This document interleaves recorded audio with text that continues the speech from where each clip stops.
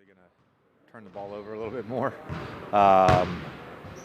So I think as we kind of go on with the season, we'll get more comfortable with just each other and the flow and the rhythm of playing at that speed. So there's a lot of room for, I think, improvement. JJ, no compliment today, so I'm going to follow up with what I was trying to ask you the other day. Do you feel like you're becoming more comfortable in this offense as to where the guys are finding you in the spots you like? Is that the reason why you're shooting a little bit better, stuff like that, Nick? Partly, I guess. Like I was talking with Finch today. I've had literally one season in the NBA where my shooting and the offense and the rhythm has gone like this. For the most part, an NBA season is like this.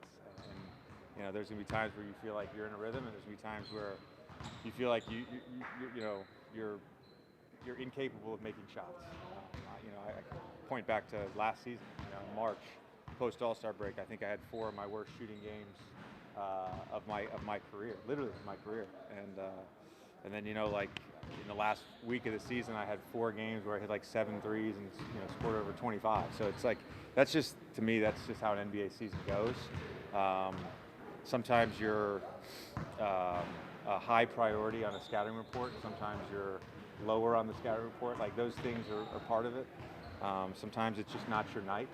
I've come to accept that. That's just how life goes. So, I think for me the consistency is just the preparation. That's how I've kind of handled it and looked at it my whole career. Is just prepare the same way, stick to your routine. The highs and the lows of shooting the ball are going to come. Some things are just out of your control.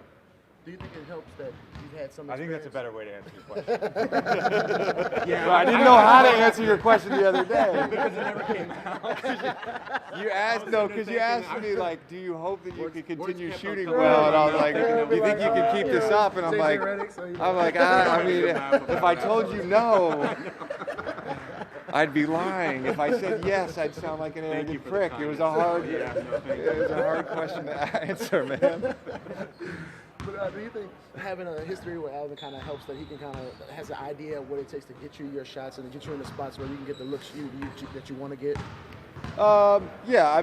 Again, Alvin has been around a long time. I think he knows just like if you're a pro, you just kind of stick to it, and your flow and your rhythm will come. He's mentioned to me a couple times, I'm not worried about you. So, I try to be low maintenance and just kind of do what I'm supposed to do. And I'm just a believer, and you just keep trying to do things the right way. It's going to come, and sometimes it doesn't come, and that's fine too. Compared to some other systems you've been in, how freelance is this one as far as The most. Is it really just you guys are kind of drawing it up?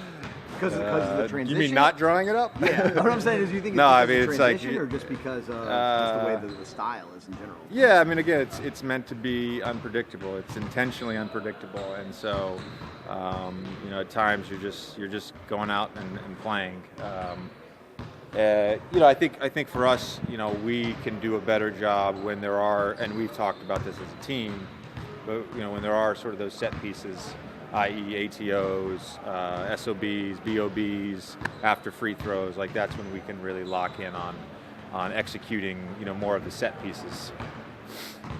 I mean, do you think that has affected you guys in some way, that there's so many new pieces and it is so freelance that there is a comfort level that just hasn't come around yet, or do you feel like that's maybe overstated? Yeah, I would just say. You just say I'm wrong. No, I think I kind of already. No, I think I kind of answered this, but I just kind of repeat, I guess, in a different way. But just like I think as we get again more comfortable with each other, I think so. Part of that is having new guys. I kind of said this the other day too after the Charlotte game, but we're still trying to figure out just lineups and kind of what works. When you're 2 and 8, you're searching for things that work. So it's a process. With the new starting lineup that you guys have, how valuable is it to have somebody like Kenrich as far as just some of the different things that he does? It seems like he kind of checks a lot of boxes. I think he's one of the most valuable guys on the team. He has the nickname, what is it, Kenny Hustle. Yeah, that's what the gram says. So, but I think he's and I've been talking. We sit next to each other on the plane, so I'm trying to be his hype man a little bit. But I think he's more skilled than just Kenny Hustle. You know, I think he's got a nice game too, and he brings a lot of things to the table. He's very versatile. He can guard a bunch of different positions. He can play it a bunch of different ways offensively. You know, I know 2 of my threes were off him getting either offensive rebounds or loose balls the other night. You know, so those, you know, just keeping plays alive and finding open guys. Like he just has such a high basketball IQ. Thanks. All right, guys. Yeah, thank you.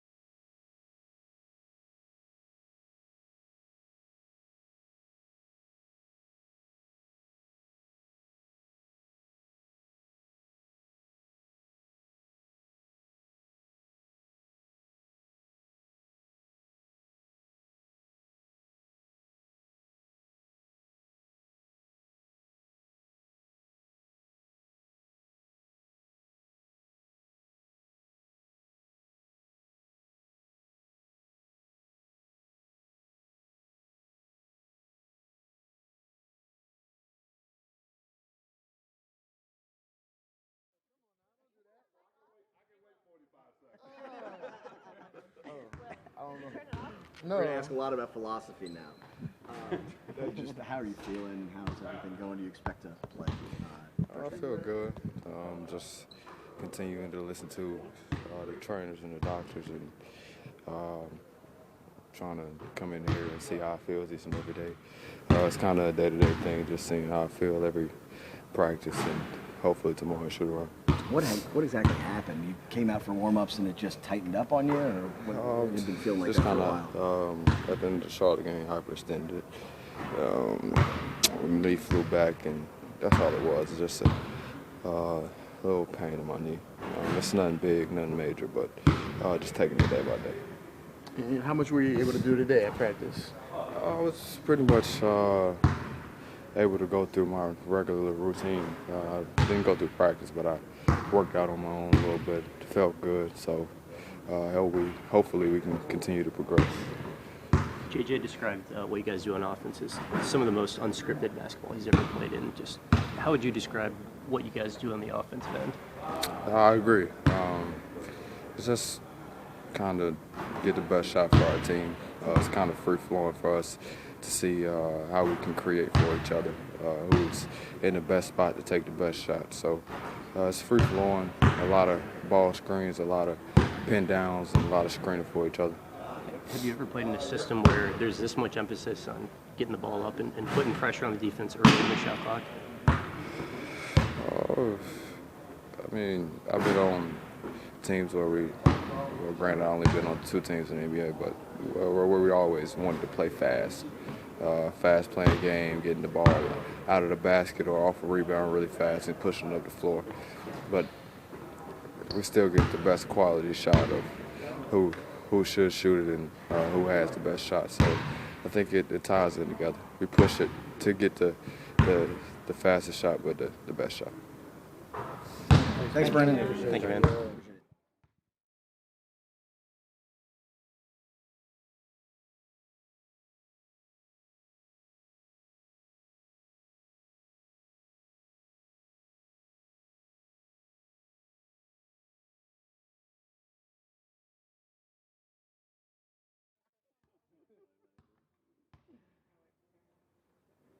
Turn your volume real low.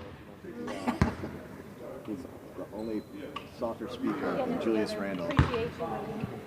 Julius Randle interview voice. There was a different Julius Randle when he was not interviewed. Yes. He sounded like a normal human.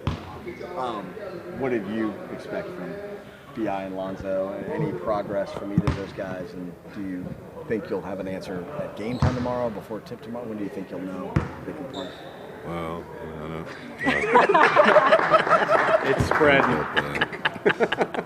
With the That's when you suit you, coach.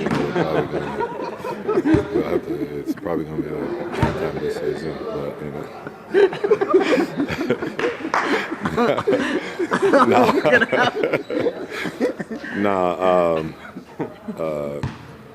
BI be a game time decision. Lonzo won't play. So that's kind of where we are with that one. We'll see. What are you waiting for to see from Lonzo? Is it explosiveness? Is it just trainer? Well, just that I don't, like I said, I just know he's not going to play tomorrow. From a technical standpoint, I don't know all the medical terms or anything that would be associated with it, but he won't play tomorrow. We talked a little bit about just the pace of it. You guys already played fast, but you even thought there were opportunities to get out a little bit more. Just what is it about this group in particular that makes you think that there is another level? Oh, because I think of the athletes that we have, and I think the ability for us to have multiple ball handlers. We've got big guys that are good runners. When you think about, Fave, Jackson, even Jalil has become much more of a runner. And so if you have big guys that can run, I mean, it's all new for Fave. Fave is not they don't play this way in Utah the last 10 years that he was there. But I think he's catching on and understanding, and he's done a good job of grasping the concept of what we're trying to do. So I just think we can do a better job with it. Obviously, we can run more also by not turning over the ball, I think, but just getting more shots to the basket. I think if I'm not mistaken, we were looking from an analytical standpoint. We eliminate 2 turnovers. We go from being last in the league, 29th in the league, to 15th in the league. Eliminate 3 turnovers, which could easily happen with us, because it's just a matter of being focused, and we move into the top 10. And so we have not been a team that turned the ball over a whole lot. At this stage last year, we were averaging 14 turnovers a game. And so we just got to do a better job in that area right there, and I think the big part of it is concentration. Do you think you guys are doing a better job just getting JJ cleaner looks, overall on half-court offense? We're doing a better job simply because I think the guys are kind of getting a feel and an understanding of how he plays, how he tries to get himself open, how we can help him get himself open. One of the things that we've done a better job of reading back screen situations where he's the back screener because they won't leave his body. And so, we either got to get a couple of layups on that, on the guy he's back screening, then that frees him up. But we're just learning to play with him, really, is the big thing. Coach, you make him more of a priority in the offense. You look for him more when you guys, Brandon Ingram's out, including, of course, Zion as well. Well, not really. What we try to do is that we just try to play in open space, and we think if you play in open space somewhere along the line, we'll figure it out, and he'll figure it out how we can best help him get a shot. JJ mentioned this is like the most freelance, offense he's been in his career, where guys are trying to figure it out on the fly. Do you think that has caused a little bit of a delay? Oh, definitely. I think that, until you have a good feel as to what we're doing, some of the guys that have been here, that's why each one looks a lot more comfortable. Obviously, that's why Drew looked a little more comfortable. And even Jaleel, the year that he's been here, he looks a lot more comfortable, in some of the situations and stuff. So, but we just got to understand the whole concept of passing and cutting and not standing, setting screens, using screens, and that takes a little while, as I said. But, to me, that's not our problem. Our offense is okay, and, we basically, I think we were 6th last week, as far as pace and everything. But what doesn't tell the true story is that our offense has cost our defense a lot of angst, too, just simply by turning the ball over. As I said to you guys yesterday, when you turn it over, you increase everything, points in the paint, fast break points, field goal percentage, all of those things go up. And, it's pointing to your defense, but, as a coach and as the way we look at it, our offense has hurt our defense as much as anything, by turning the ball over. Do you ever think of maybe if you called more plays, if there was more maybe structure, that it would cut down on some of that? Do you have to kind of give to get in some of those circumstances? Well, you would have to, but I don't see us as being that kind of team. Then I think we take away the advantages that we have with guys like Brandon in the open floor, Drew in the open floor. I think the easiest thing to scout in this league is that if you're going to be a half-court team that call a bunch of plays, then I think you can game plan for that easier than you can. And I think it's no different like in football. If you got run play options, then it's a heck of a lot different than just being, a team that going to hand it off or going to do certain things. So that's what we want to be. We want to be the team that's run play options so that, you've got to guess at least what we're doing in those situations. So you said a couple of times, made it pretty clear. You just think if the basketball is a little bit cleaner, then that's just going to make a lot of different things that are wrong right now. Yeah, and I think there's guys also that's hesitating a little bit because they're not quite sure, and I see it in the young guys. We see it in practice today. We see it in the game sometime. But that's just the growing pains of playing this way. You got to give them an opportunity to understand what's trying to go on, what we're trying to do for them, and then as they get more comfortable in it, you'll see. I think the decision making becomes much more quicker and clearer. I think. Coach, you're talking about the growing pains and stuff, and obviously it's not translating to wins right now. But are you seeing what you want to see out of this team as far as? I think we're getting better. I think we're getting better. Like I said, the only thing that bothers me is that you got to be able to make plays, in those crucial moments. Be it defensive stops or executing offense.